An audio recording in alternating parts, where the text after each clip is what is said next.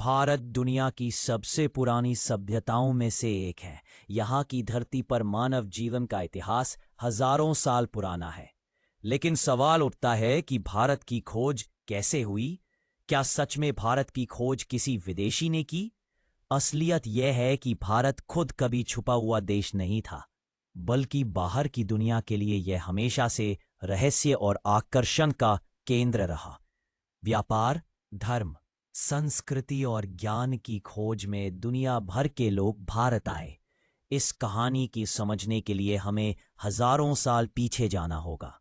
प्राचीन भारत और सिंधु घाटी सभ्यता। लगभग 5000 साल पहले सिंधु घाटी सभ्यता, इंडस वैली सिविलाइजेशन का उदय हुआ। मोहनजोदड़ो और हड़प्पा जैसे शहरों ने दुनिया को चौंका दिया। यह सभ्यता व्यापार, कृषि और नगर निर्माण में इतनी उन्नत थी कि विदेशी यात्री और इतिहासकार जब इसके बारे में जानते को मानते थे कि यह किसी जादुई भूमि की कहानी है। भारत की खोज यहीं से शुरू होती है, जब बाहर की दुनिया को पता चलता है कि इस धरती पर लोग संगठित जीवन जीते हैं।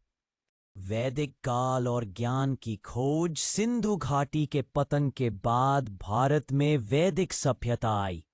ऋग्वेद, यजुर्वेद, सामवेद और अथर्ववेद जैसे ग्रंथों ने न केवल भारतीय समाज को दिशा दी, बल्कि पूरी दुनिया को ज्ञान का संदेश दिया। गणित, खगोल शास्त्र, योग और आयुर्वेद जैसी विधाएं यहीं से निकलीं।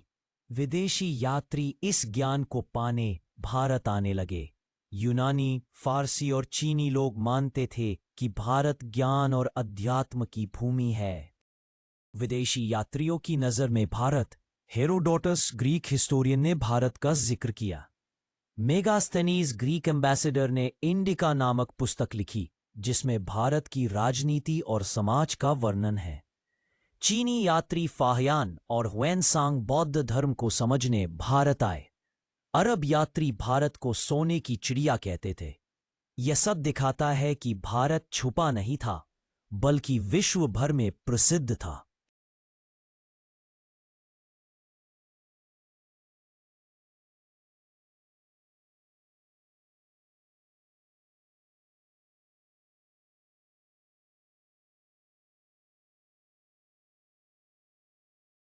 तब समुद्री यात्राओं की शुरुआत हुई। वास्को दा गामा और समुद्री मार्ग से भारत की खोज। 1498 में पुर्तगाली यात्री वास्को दा गामा ने समुद्री मार्ग से भारत पहुंचा।